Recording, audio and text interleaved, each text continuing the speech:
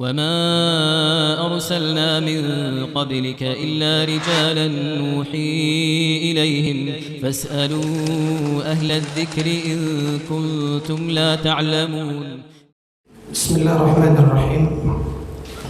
السلام عليكم ورحمة الله وبركاته.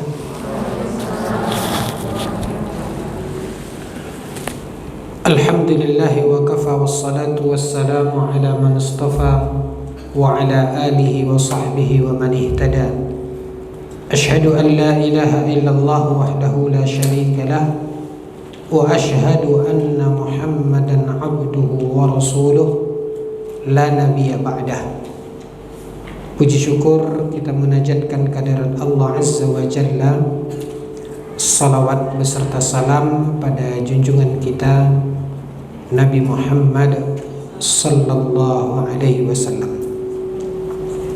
Baik ibu-ibu yang dimuliakan oleh Allah, sebelum kita mengenengahkan pembahasan pada kajian kita kali ini, mungkin dari pembahasan sebelumnya, di mana pada bulan yang lalu, kalau ibu-ibu masih ingat, pembahasan kita tentang apa? Puasa apa? Puasa di bulan Syawal. Oke? Clear permasalahannya atau ada ganjalan atau ada pertanyaan? Silahkan.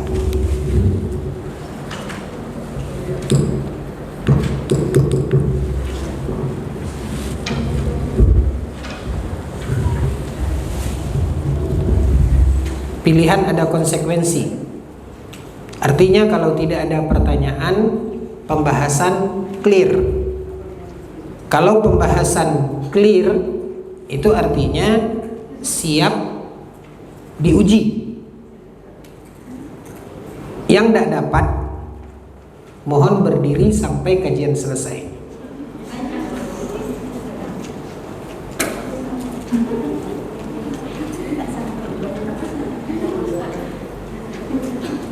Deal? Kalau deal kita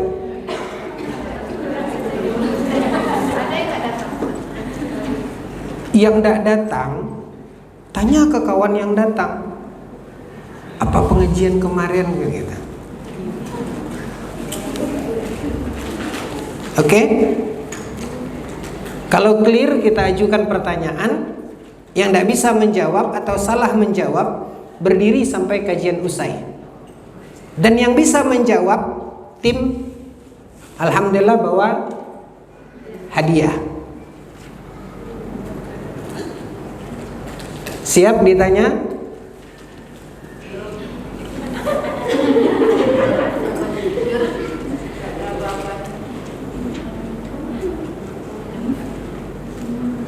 Ya tengok dulu lah Ustaz, pertanyaannya seperti apa. Mintalah kisi-kisinya dulu. Pertanyaannya adalah, berapa hari disunatkan puasa di bulan Syawal? Tunjuk tangan.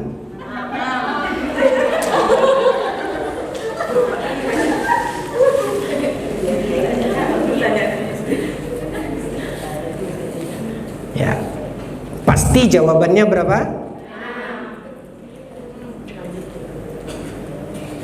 Pertanyaan sebenarnya adalah, Nabi mengatakan,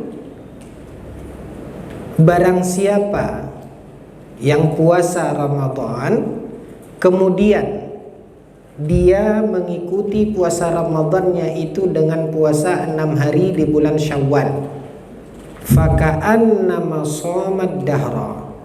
Kata Nabi SAW, maka itu seumpama terhitung dia puasa.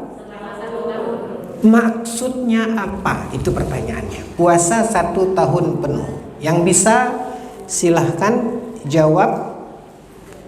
Kita berikan hadiah Kitabut Tauhid.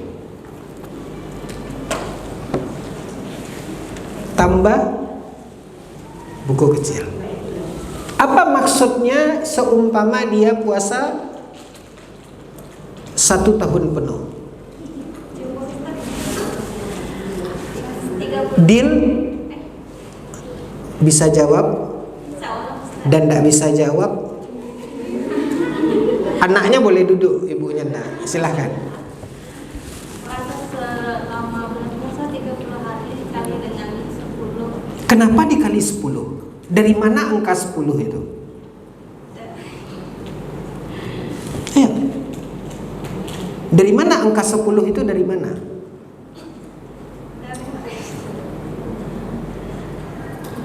Satu-satu dulu.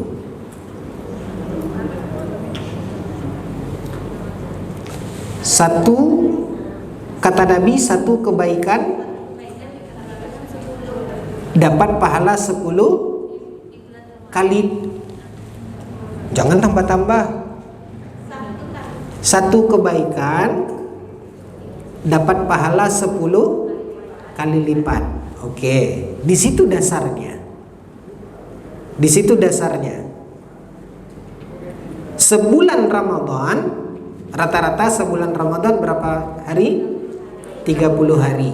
Artinya kali 10 kebaikan, maka seumpama, lanjut ke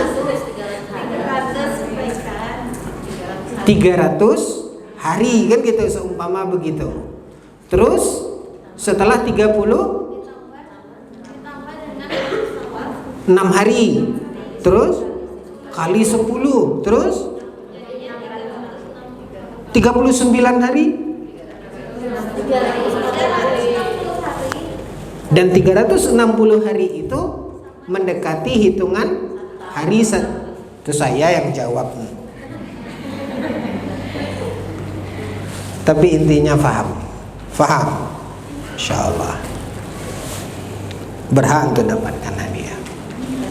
Tidak jadi berdiri, alhamdulillah. Oke. Pertanyaan berikutnya.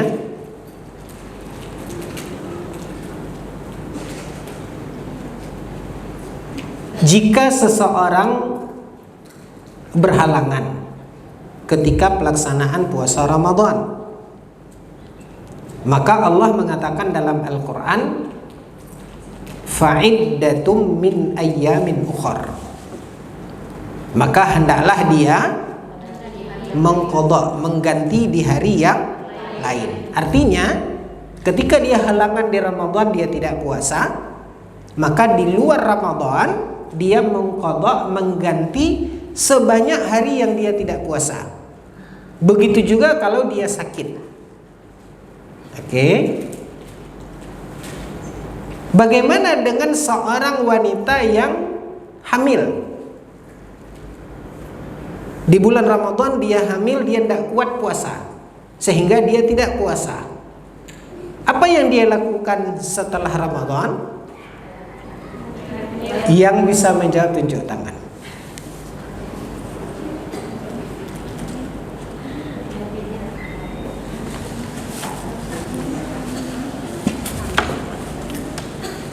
Oke.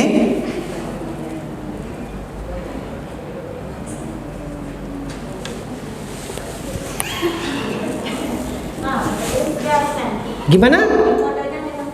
Membayarnya dengan fidyah. Tidak perlu dia mengqadha. Tidak perlu dia puasa. Setelah Ramadan tidak perlu dia mengganti puasa. Langsung bayar fidyah. Apa dalilnya?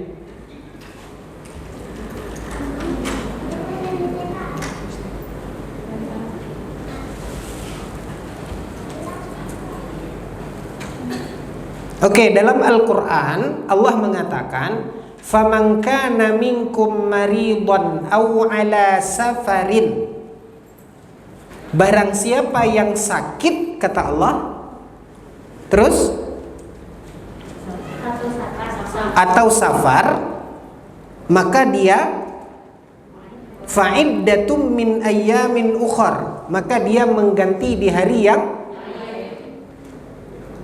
hamil. Disebut tidak dalam Al-Quran? Hamil ini masuk di mana? Dia masuk maridon atau masuk safar? Maridon, artinya dia apa kata Allah? Faman kana minkum maridon. Maridon artinya hamil kan? Sakit, dan dalam sakit itu dikategorikan juga sedang apa? Apa kata Allah dalam Al-Qur'an? Fa'iddatun min ayyamin ukhar. Maka apa konsekuensinya? Fa'iddatun min ayyamin ukhar. Apa arti iddatun min ayyamin ukhar tadi? Kalau dia sakit atau dia safar, maka konsekuensinya apa tadi? Mengganti qada, kan gitu. Dari mana fidyah?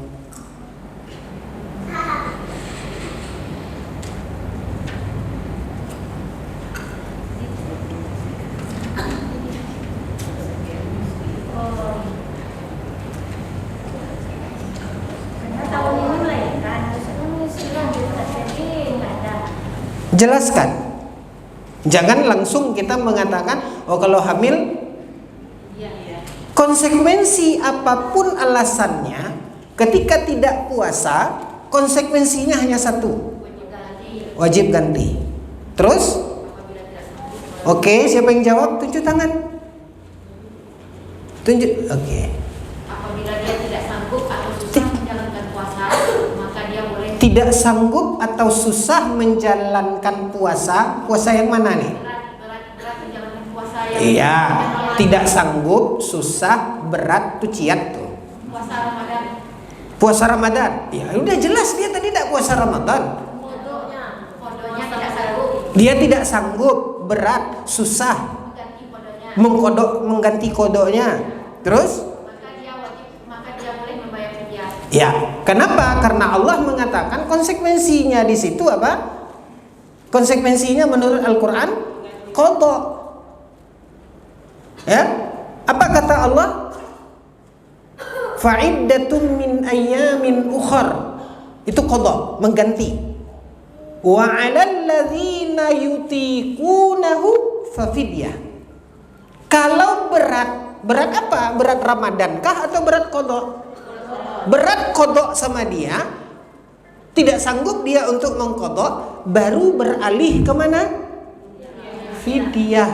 Jadi itu jenjangnya. Tidak langsung fidyah, oh hamil ya, oh fidyah aja. Tidak. Mana tahu dia sanggup untuk apa? Nah, kayak gitu. Tapi kalau tidak sanggup karena kondisinya apa? Tahun ini dia hamil, ya. Tambah lewat Ramadan tambah makin berat hamilnya. Saya tidak tahu hamil tuh di awal atau di akhir lebih berat.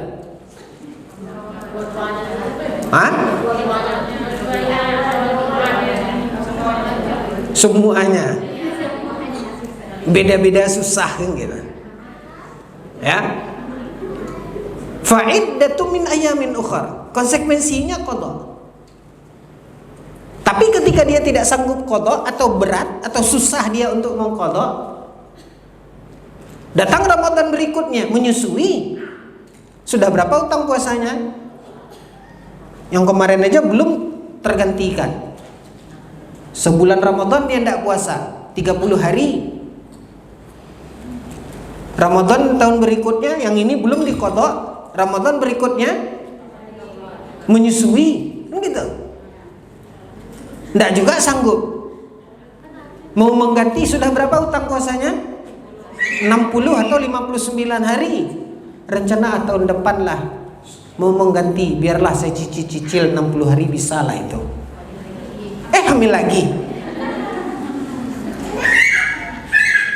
Maka di sini artinya apa? Berat bagi dia. Berat apa? Mengganti. Baru beralih dari qada ke fidyah. Ya.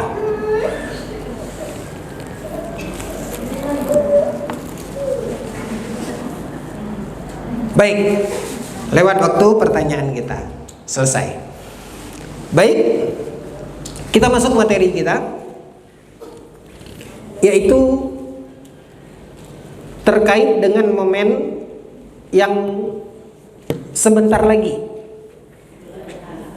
akan kita hadapi, yaitu bulan Zulhijjah. Ya, bulan Zulhijjah.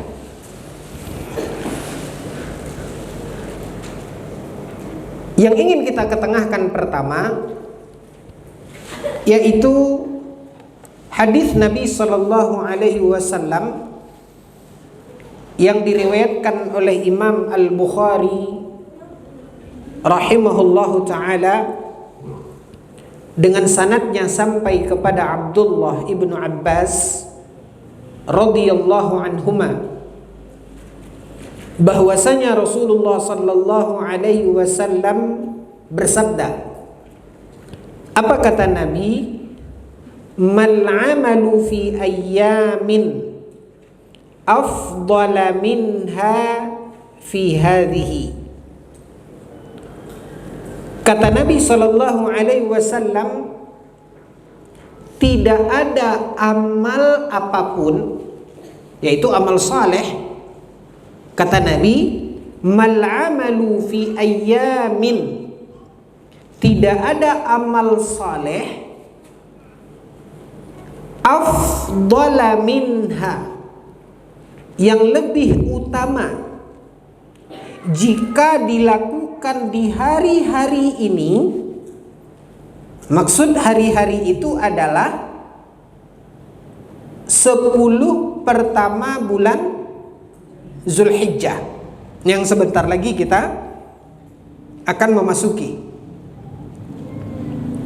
Sekarang kita sudah di pertengahan Zulqa'dah, ya, sudah masuk pertengahan Zulqa'dah.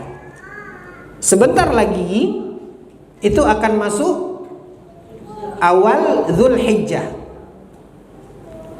Nah, apa kata Nabi sallallahu alaihi wasallam? Mal amalu fi ayyamin afdala minha fi hadhihi. Tidak ada amal saleh yang dilakukan oleh seseorang di hari-hari tersebut, yaitu 10 pertama bulan Zulhijjah, tidak ada yang lebih afdal bila dilakukan di hari yang lain.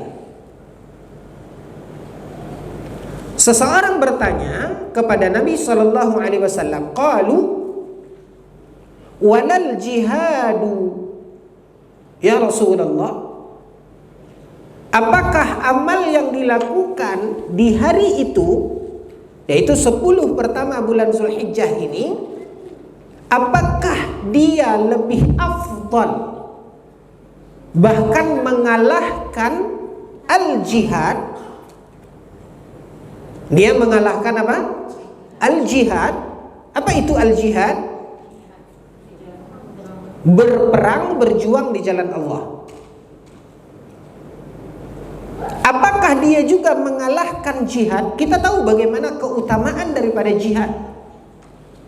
Di antaranya Nabi SAW menjelaskan tentang bagaimana keutamaan karunia yang Allah peruntukkan untuk orang-orang yang berjuang di jalan Allah, membela agama Allah Azza wa Jalla, berperang, menumpas kezaliman. Dan kita semua menyadari tentang bagaimana keutamaan daripada jihad ini.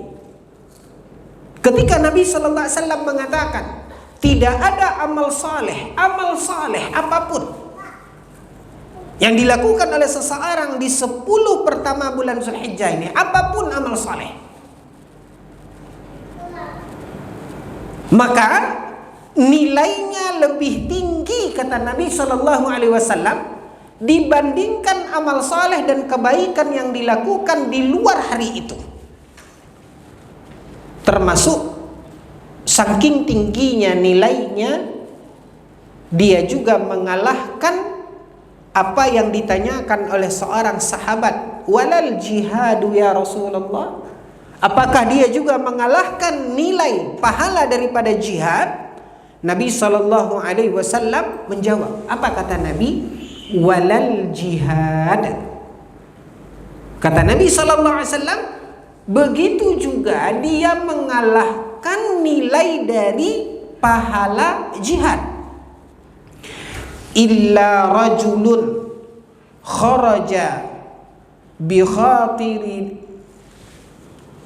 kharaja yukhatiru bi nafsihi wa malihi falam yarji' bi syai'in, kecuali jika seseorang keluar berjihad di jalan Allah Subhanahu wa taala, dia membawa seluruh hartanya, dia membawa raganya, lalu dia berjihad dan tidak sedikit pun yang kembali. Artinya hartanya habis di dalam jihad, kemudian dia pun gugur dalam jihad. Ini baru tak terkalahkan.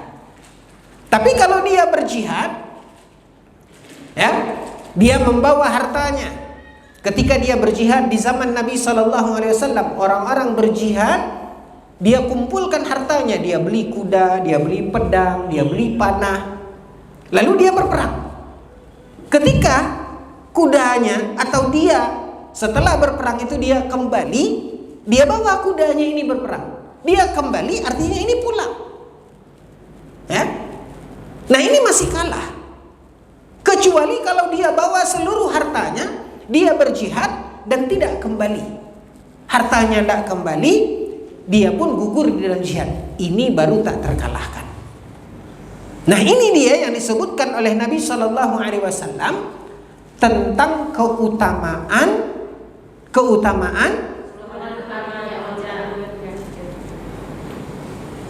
janganlah ngegas. Keutamaan apa tadi? Bukan keutamaan harinya, ibadah. Nah, ini amal soleh yang dilakukan di 10 pertama bulan Zulhijjah. Ini yang disebutkan oleh Nabi SAW di dalam hadis. Yang ingin kita fahami di sini, artinya di hadapan kita akan ada momen nilai amal saleh yang kita lakukan itu sangat tinggi nilainya di sisi Allah Subhanahu wa taala. Dan uniknya Nabi SAW tidak membatasi dan tidak mengkhususkan apa amalnya. Nabi SAW menyebutkan bahwasanya yang dinilai lebih oleh Allah di momen tersebut adalah al-amalu. Kalau kita belajar bahasa Arab, ya, al-amalu, alif lam di sini ini disebut sebagai alif lam. Oke, apa? Iya, alif lam qamariyah itu dalam ilmu tajwid itu. Al-amalu, alif lam lil jins, yang menunjukkan seluruh amal soleh. Apa saja amal soleh yang bisa kita lakukan di situ? Ibaratnya gini, sekarang kita duduk di sini, hadir di majelis ilmu, itu amal soleh atau tidak? Nah, bila itu kita lakukan, kapan? 10. Di antara 10 itu nilainya lebih tinggi. Apa saja amal saleh? Termasuk salat, termasuk puasa. Yang ingin kita garis bawahi, yang ingin kita fahami adalah Nabi SAW mengatakan al-amalu, apapun amalnya, tanpa dibatasi oleh Nabi SAW amal tertentu.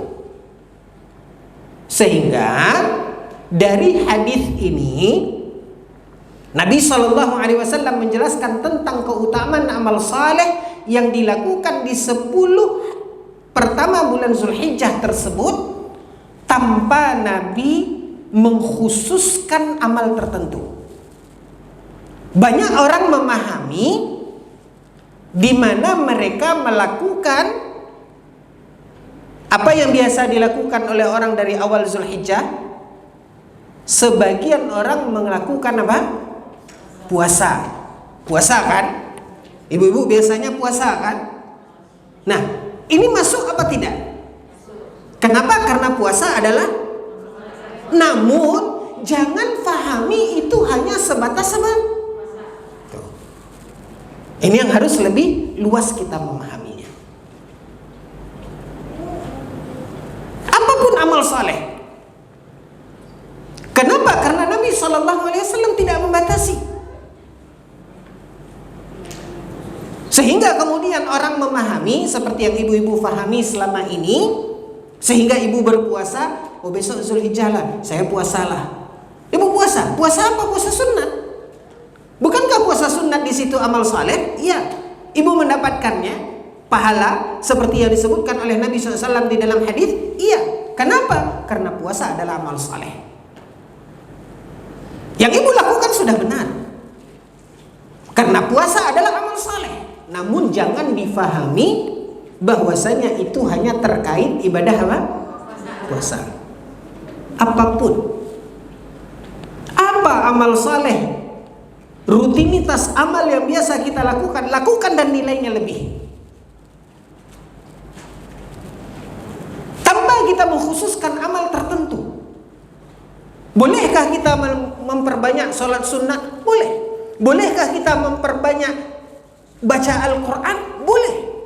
Karena dia tentu semakin banyak kita melakukan amal saleh, semakin kuat kita melakukan ketaatan, karena berkaitan dengan momen yang Allah Subhanahu wa ta'ala istimewakan, maka itu terkait dengan apa yang dinyatakan oleh Nabi SAW di dalam hadis ini.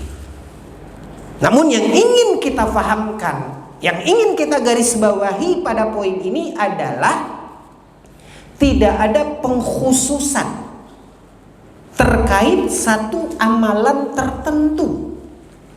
Karena Nabi SAW di sini mengatakan apa? Nabi mengatakan al-amalu, di mana hal itu mencakup seluruh apa? Seluruh amal soleh. Seluruh amal soleh. Maka ini yang harus kita fahami, sehingga ibu-ibu yang dimuliakan oleh Allah dapat membangkitkan dan memotivasi diri kita untuk meraih keutamaan yang disediakan oleh Allah, momen mulia dan momen berharga yang Allah Subhanahu wa ta'ala hantarkan ke hadapan kita untuk memperbanyak amal saleh, ya, meningkatkan amal saleh yang biasa kita lakukan sambil kita meraih momen istimewa yang Allah Subhanahu wa ta'ala sediakan ini. Maka intinya sekali lagi tidak salah kalau ibu melakukan puasa. Sengaja ibu melakukan puasa mulai dari awal Zulhijjah sampai 10 nggak boleh puasa. Sampai 9. Apakah ini amal saleh? Amal saleh, lakukan. Ya, tapi tidak hanya terbatas kepada apa? Puasa saja. Mungkin berat bagi ibu-ibu untuk melakukan puasa itu, ya, mulai dari tanggal 1. Yang lain teman-teman melakukan puasa dari tanggal 1, ibu agak sulit, agak berat.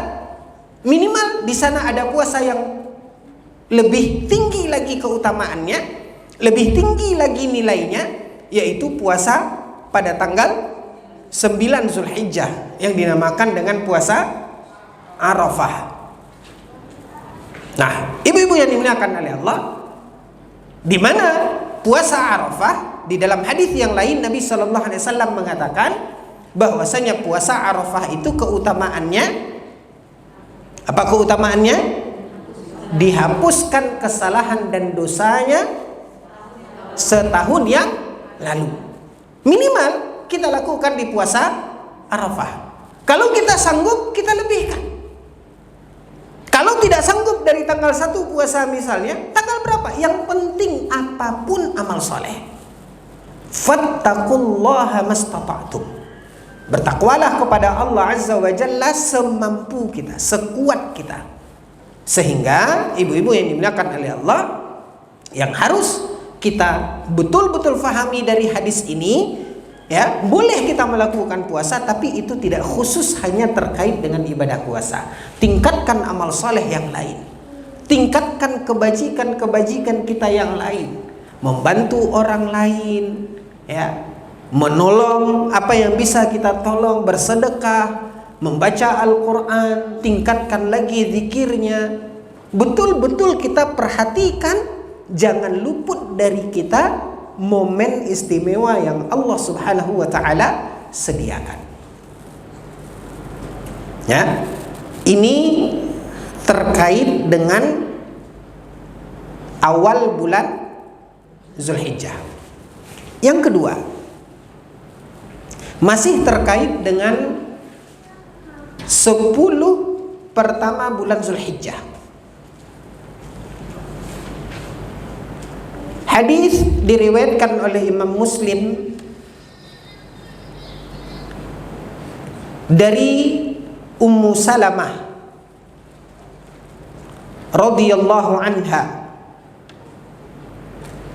Ada yang kenal Ummu Salamah? Siapa? Istri Nabi. Bukannya istri Abu Salamah. Awalnya, akhirnya ada awal pasti ada pertemuan, pasti ada perpisahan. Ya, awalnya istri Abu Salamah, lalu kemudian Abu Salamah meninggal. Setelah Abu Salamah meninggal,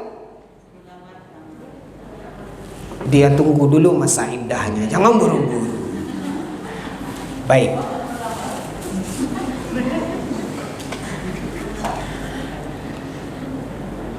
Sebelum kita lanjutkan, terkait Ummu Salamah, ketika meninggal Abu Salamah, Ummu Salamah sangat down, galau berat. Manusiawi, wajar. Lalu Nabi SAW mengajarkan sebuah doa. Ketika Ummu Salamah diuji oleh Allah Subhanahu wa Ta'ala dengan kepedihan wafatnya suami tercinta, yaitu Abu Salamah. Pertanyaannya adalah, apa doa yang khusus diajarkan oleh Nabi kepada Ummu Salamah ini?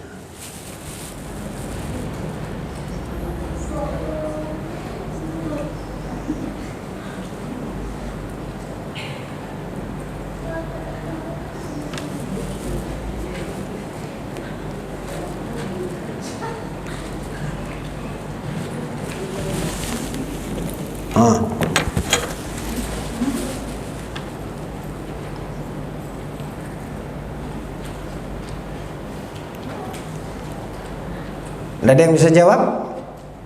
Nabi Sallallahu Alaihi Wasallam mengajarkan kepada Ummu Salamah ketika Ummu Salamah ditimpa musibah, sebuah doa, Allahumma ajirni fi musibati. Lanjutkan.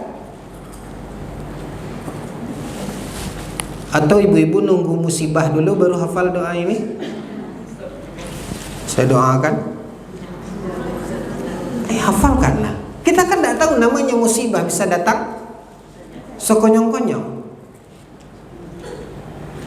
Nabi SAW atau begitu pede ibu-ibu nggak bakal butuh doa ini? Butuh. Allahumma ajirni fi musibati wa akhluf li khairan minha.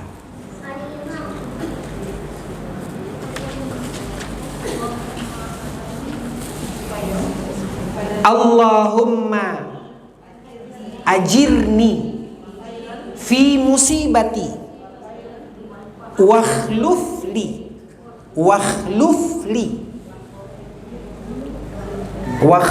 li khairan minha.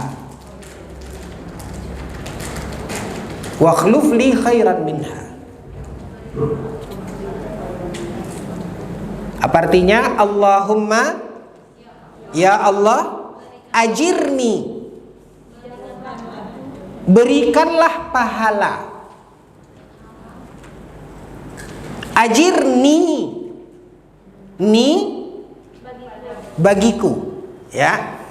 Berikanlah pahala untukku fi musibati, pada musibah ini. Kan gitu. Ya Allah, berilah aku pahala dari musibah ini. Wakhluf, apa arti wakhluf? Khalfun, belakang. Apa maksudnya?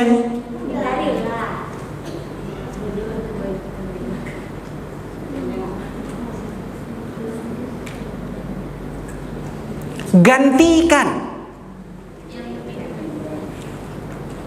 Dan berilah aku ganti khairan minha, yang lebih baik. Berilah aku, ya, ibu habis belanja sayur ke warung, hitung, cabai bawang, sisa duit 5.000 masuk ke kantong. Hah? Ingat, oh ya masih ada sisa belanja, hilang. Musibah apa tidak? Kasak-kusuk mencari mana 5.000 tadi mana? Ibu baca doa ini, musibah ini, ya, tiba-tiba sore, kalau Allah kabulkan doa ibu, pulang-pulang dia apa? Oh, wakhluf li khairan minha. Ini doa ketika kita ditimpa apa ibu? Musibah, apapun bentuk musibahnya. Ketika Ummu Salamah bersedih dengan wafatnya Abu Salamah, diajarkan oleh Nabi SAW doa ini. Namun karena Nabi SAW mengajarkannya, Ummu Salamah berdoa. Ummu Salamah membaca ini, Allahumma ajirni fi musibati. Ketika dia baca penggalan kedua, wakhluf li khairan minha, ada ganjalan di hatinya. Apa ganjalan di hatinya? Mana ada yang lebih baik dari, ya? Apa kata Ummu Salamah? Abu Salamah adalah separuh nafasku, separuh jiwanya. Mana ada yang lebih baik dari? Tapi ini doa diajarkan oleh Nabi SAW, dibaca oleh Ummu Salamah. Dan Allah Subhanahu wa ta'ala kabulkan doanya. Setelah itu Ummu Salamah dipinang oleh siapa? Rasulullah. Dan inilah jawaban dari doanya tersebut. Nah, ibu-ibu yang dimuliakan oleh Allah, Ummu Salamah meriwayatkan dalam sebuah hadis yang terdapat di dalam Sahih Muslim, diriwayatkan oleh Imam Muslim di dalam kitab sunannya, dalam kitab sahihnya. Kata Rasulullah sallallahu alaihi wasallam, "Idza dakhalal hilalu", apabila telah masuk hilal, artinya hilal Zulhijjah.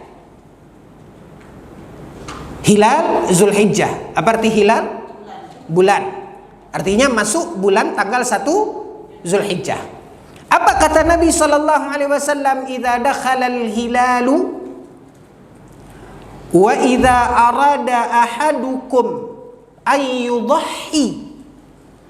Sementara kalian, kata Nabi, sudah berniat ingin kurban. Seseorang sudah niat ingin apa? Kurban. Ya. Dia sudah nabung, sudah ada uang terkumpul, bahkan sudah daftar ke panitia kurban. Apa kata Rasulullah sallallahu alaihi wasallam?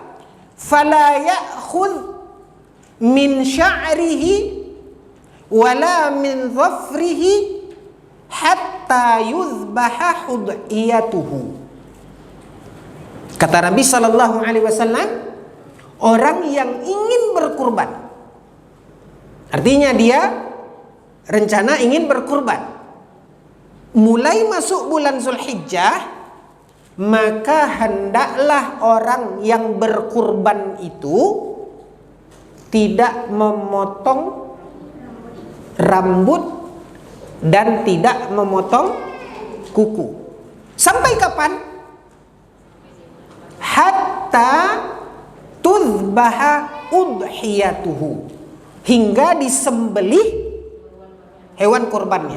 Kenapa di sini disebut oleh Nabi Shallallahu Alaihi Wasallam hingga disembelih hewan kurbannya? Kenapa Nabi SAW tidak mengatakan sampai tanggal 10 Zulhijjah? Karena hari tasyrik masih boleh untuk memotong kurban. Kalau seandainya kurban kita tidak sempat di tanggal 10 Zulhijjah, baru disembelih tanggal 12 Zulhijjah, artinya hari tasyrik, maka kapan orang yang berkurban itu baru boleh memotong kuku dan rambutnya? Setelah disembelih hewan kurbannya. Maka bagi kita yang mewakilkan ke panitia kurban misalnya, yakinkan yang mana kurban kita. Begitu kurban kita dipotong, ya, lalu di situ baru kita boleh memotong kuku dan memotong rambut. Para ulama mengatakan hadis ini sahih, dikeluarkan oleh Imam Muslim dari hadis Ummu Salamah. Para ulama menjelaskan hadis ini mengatakan ini khusus untuk yang berkurban. Ya, khusus untuk yang berkurban. Maka kata Nabi sallallahu alaihi wasallam disunatkan. Ini tidak wajib. Tapi hukumnya apa? Hukumnya sunat. Dianjurkan. Ya. Untuk mendapatkan nilai dan pahala lebih. Maka berdasarkan hadis ini orang yang berkurban, ya, maka dia tidak boleh, ya, tidak boleh dengan arti kata ini hanya anjuran. Kalaupun dia melanggarnya, baik sengaja ataupun tidak, risih misalnya, lalu kemudian dia potong kukunya, dia sudah niat berkurban, sudah daftar kurban, ya, risih karena kepanjangan atau apa, dia potong, ya, sengaja dia melakukan itu, atau dia tidak sengaja, ya, misalnya dia tidak pernah mendengarkan hadis ini, dia potong. Para ulama sepakat, tidak ada perbedaan pendapat di sini. Para ulama sepakat mengatakan kurbannya tetap sah. Walaupun ada para ulama mengatakan tashbihan bil ihram, para ulama mengatakan ini sedikit menyerupai apa? Kapan ibu tidak boleh motong kuku, motong rambut itu? Ketika halangan. Ada tidak hadisnya? Itu tidak ada hadisnya. Itu hanya perkataan orang tua. Tidak ada hadisnya. Terus ada juga yang kalau lagi halangan, sisiran, rontok rambutnya, ya, dikumpulkan, pas mandikan lagi. Boleh tidak dimandikan yang rontok itu? Hah? Itu namanya ndak ada kojo nak kojo namanya. Mencikojo namanya. Ya. Rambut yang rontok ya kan sudah dibuang. Kenapa ibu ketika selesai halangan mandi keramas? Kenapa? Karena ini mau dibawa. Kalau yang tadi mau bawa salat. Nah, jadi bedakan hal-hal yang tidak ada dalilnya, jangan kita amalkan. Baik. Kalau sengaja dipotong rambutnya Ustaz lagi haid. Sengaja. Tidak ada larangan. Sengaja dipotong kukunya lagi haid misalnya. Kalau tidak boleh halangan potong kuku, potong rambut, kasihan ketika ibu nifas, panjang ini kukunya. Yang iya-iya aja lah. 40 hari, Alah marasai paja nanti. Kena kuku mandikan anak. Oke, kembali kita ke pembahasan kita tadi. Apa tadi? Para ulama mengatakan tashbihan bil ihram. Kapan seseorang tidak boleh memotong kuku dan memotong rambut atau mencabut bulu-bulu yang ada di badan kita? Ketika ihram, termasuk larangan ihram. Maka sebagian para ulama mengatakan hal yang disebutkan dalam hadis Ummu Salamah tadi ini adalah tashbihan bil ihram. Menyerupai apa? Ihram. Kan begitu? Ada yang mengatakan begitu. Nah, kalau di ihram itu termasuk larangan ihram. Maka kalau seseorang sengaja memotong, dia sedang ihram, labbaik Allahumma labbaik, perjalanan dari Madinah menuju Mekah, ya, sambil talbiyah dia ambil kuku, potong kuku, atau bapak-bapak sambil apa? Cabut-cabut. Misalnya begitu, ya. Dan dia bila lakukan itu tidak sengaja, tidak mengapa. Tapi kalau dia lakukan itu sengaja, kena apa? Kena dam. Apa damnya?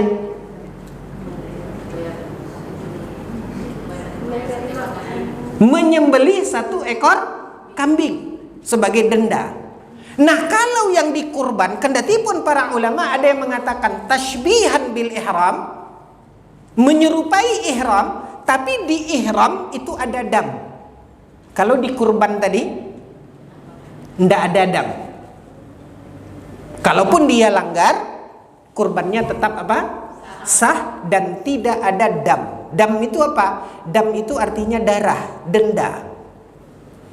Dalam bahasa yang lain disebut juga dengan fidyah, tebusan dari sebuah kesalahan. Nah, kalau yang ini, kalaupun dia sengaja memotong kukunya, dia berkorban, dia sudah faham, sudah tahu ada hadis Ummu Salamah, tapi dia langgar, kurbannya tetap sah.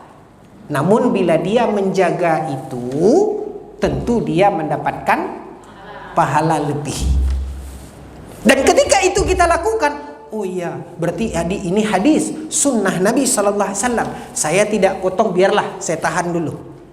Saya tidak potong bagaimanapun risih, saya tidak potong dulu. Sampai kapan? Sampai kurbannya disembelih. Amal soleh atau tidak? Mana yang lebih tinggi nilainya dari jihad dengan ini? Kembali ke hadis tadi. Ya, amal soleh. Ini amal soleh enggak? Dia biarkan itu. Ya.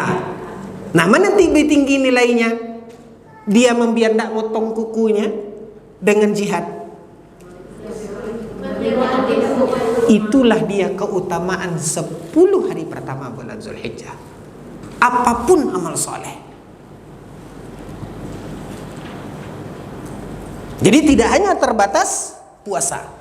Tapi Nabi SAW mengatakan al-amalu, kata Nabi. Nabi menyebutkan apapun amal saleh.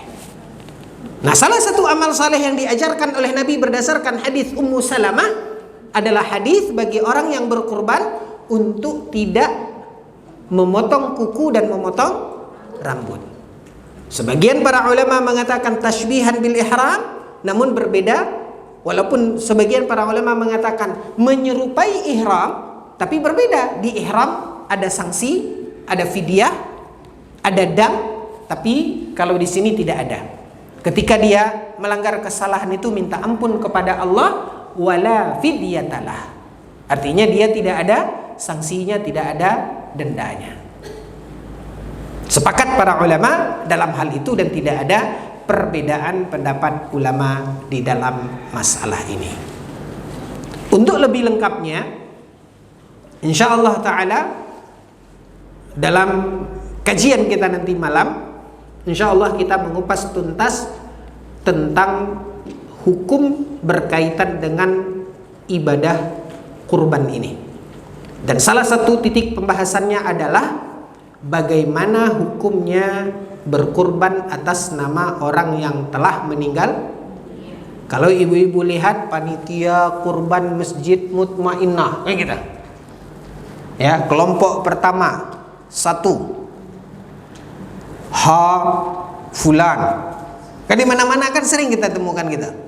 Peserta-peserta kurban. ALM fulan.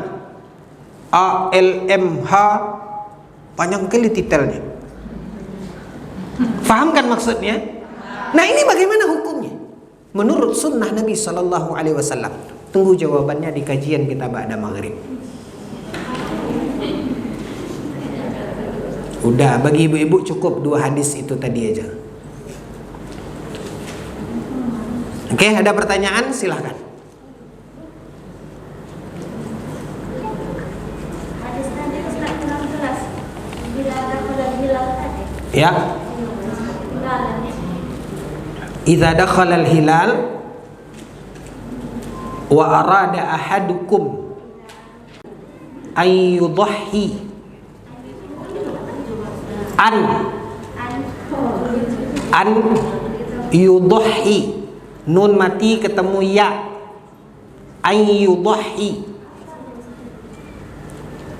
fala ya'khudh min sya'rihi wala min dhafrihi. Dhafrihi, zat, ta, za.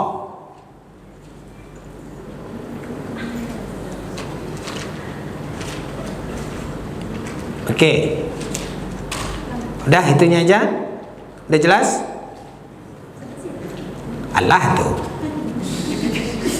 Yang Hatta tuzbaha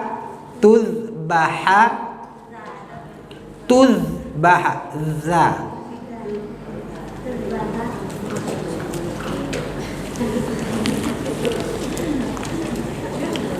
Udhiyatuhu.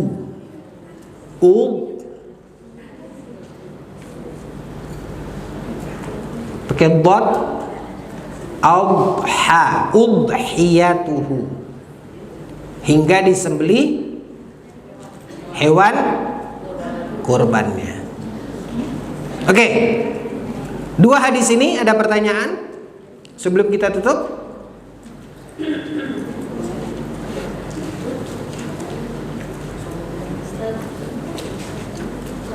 Kan kalau kita berkurban itu kan Ustaz, biasanya kan atas nama suami. Ya misalnya atas nama suami itu kan sudah mencakup satu keluarga gitu kan Ustaz. Terus mengenai yang potong kuku sama rambut tadi, apakah hanya suaminya saja atau seluruh keluarganya yang lihat? Baik. Dia gini. Ibu di rumah, istri, siapa lagi? Suami, anak berapa? Anak 2. Udah, itu aja. Suami istri, anak 2. Baik. Ya. Berkurban 1 ekor kambing itu sudah menggugurkan kewajiban anggota keluarga yang lain. Artinya kalau dalam satu keluarga tadi, payah kali saya begini, gini aja lah. Ya, istri, suami, 2 anak. Oke? 1 ekor kambing itu sudah mencakup 1 keluarga.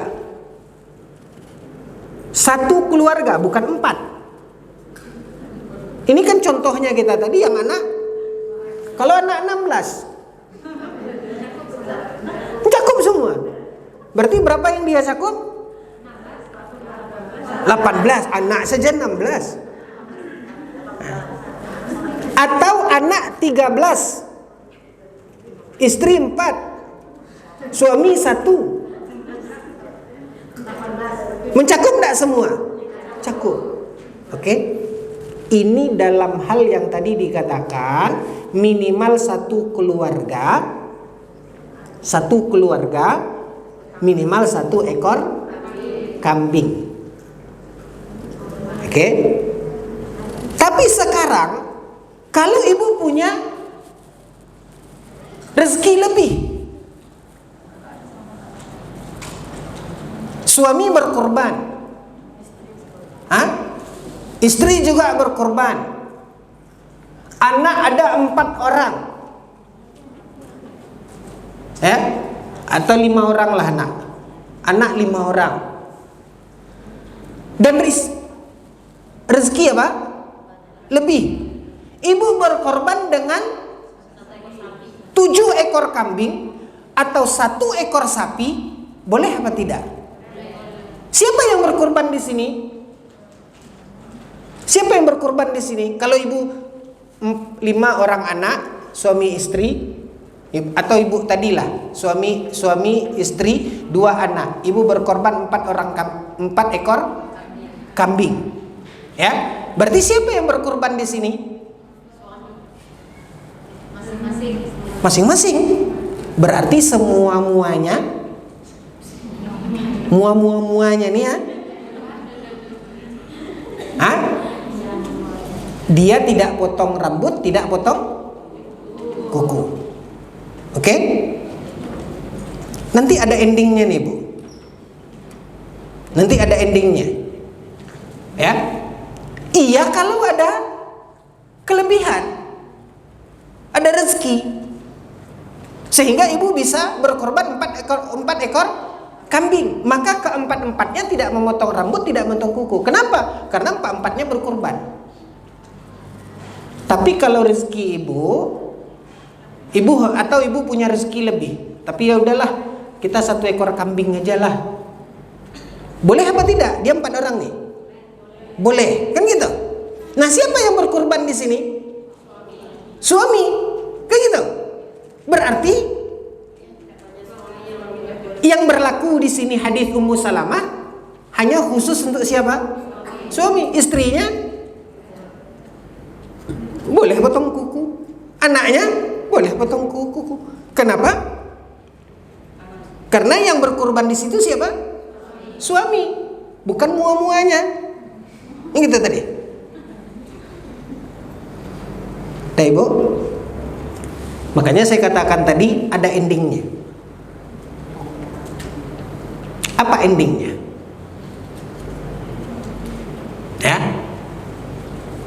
seyogianya penerapan dalam rumah tangga bahagia itu, mentang-mentang itu adalah harta pencarian suami, mbok beri kesempatan jalan kebaikan itu juga buat siapa?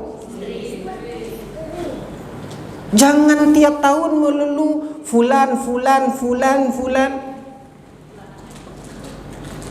Tahun ini fulan, tahun besok apa? Nyanyang fulan. Bergantilah. Walaupun itu harta siapa? Harta suami. Ya udah, Dek, ini uang berapa kurban sekarang? Udah daftar atas nama kamu. Berarti di sini tahun besok siapa yang tidak potong kuku? Suaminya? Berdosakah istri suaminya tidak berkorban? Enggak. Kenapa? Karena kurban istrinya itu adalah untuk apa?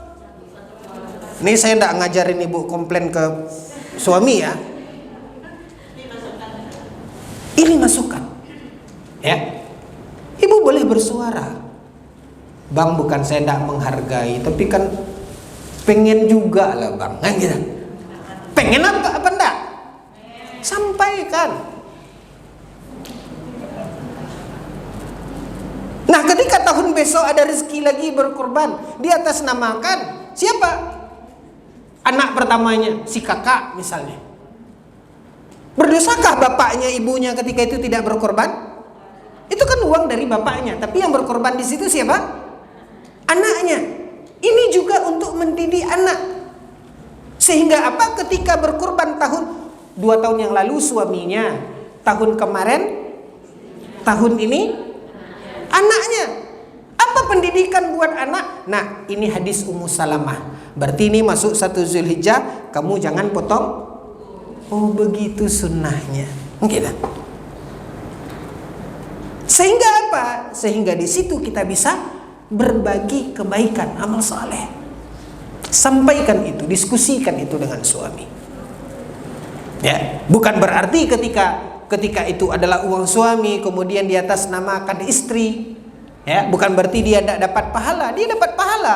Mungkin pahala kurban tidak, tapi dia tidak lagi berkewajiban. Kenapa? Karena sudah mencakup seluruh keluarga.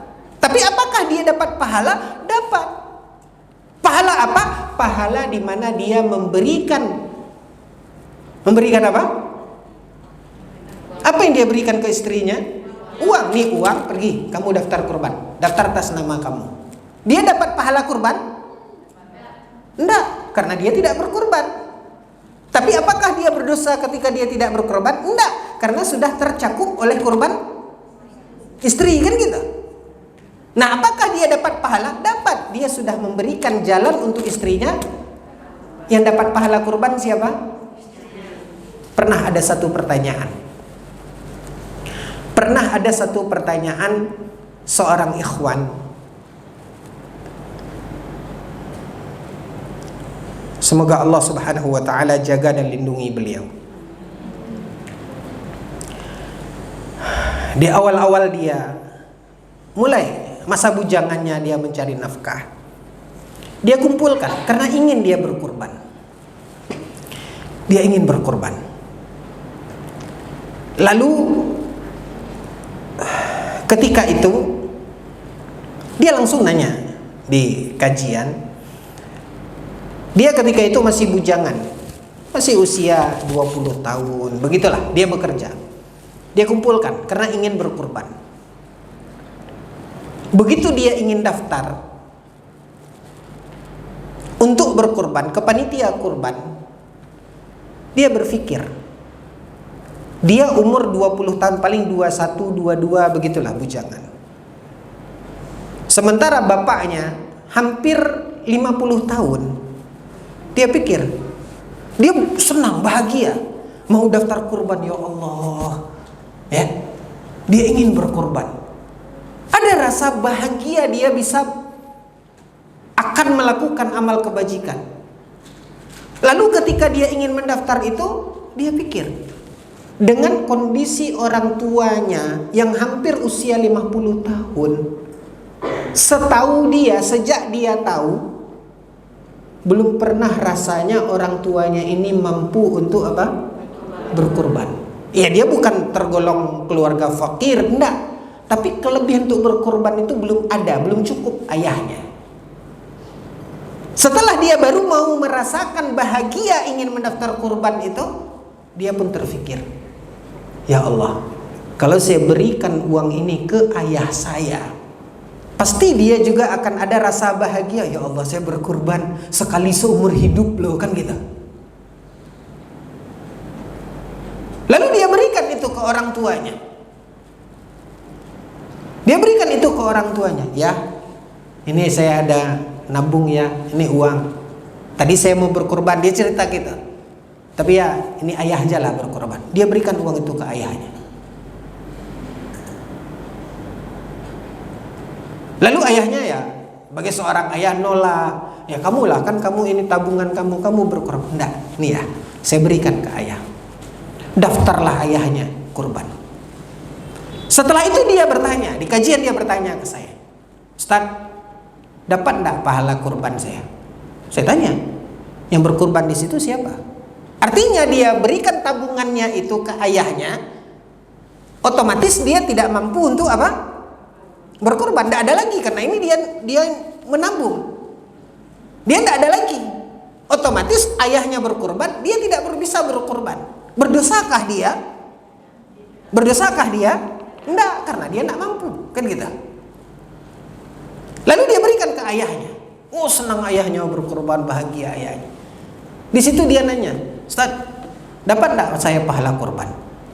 Saya bilang, "Yang kurban siapa?" "Ayah." "Ya, tapi kan uangnya dari saya." Kan dia bilang gitu. Enggak. Kamu tidak dapat kurban. Kenapa? Karena yang berkurban di situ siapa? Pahala ayahnya. Ada sedikit ganjalan di hatinya.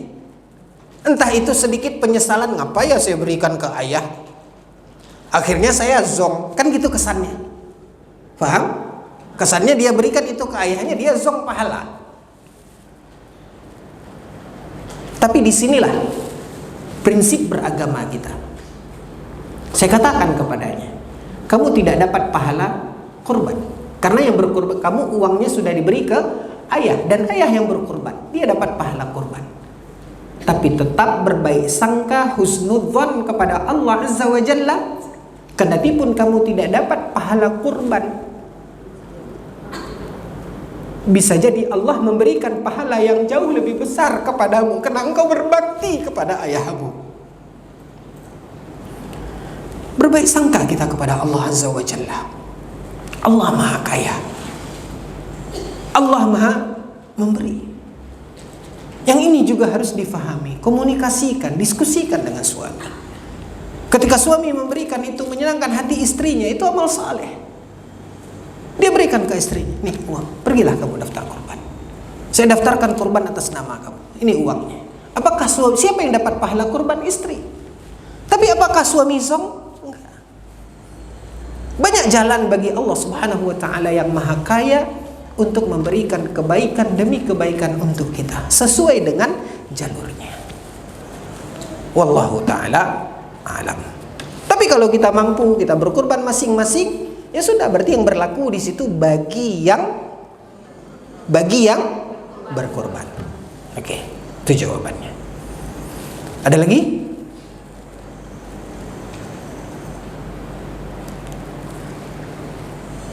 Baik, kalau tidak ada, ini saya selamatkan lagi. Ini sudah tahu tadi siapa hak pemiliknya, itu sama siapa lagi? Itu, ini nih. Oke, wassallallahu ala nabiyina Muhammad wa ala alihi washabihi wasallim. Mohon maaf atas segala kekhilafan, kekurangan.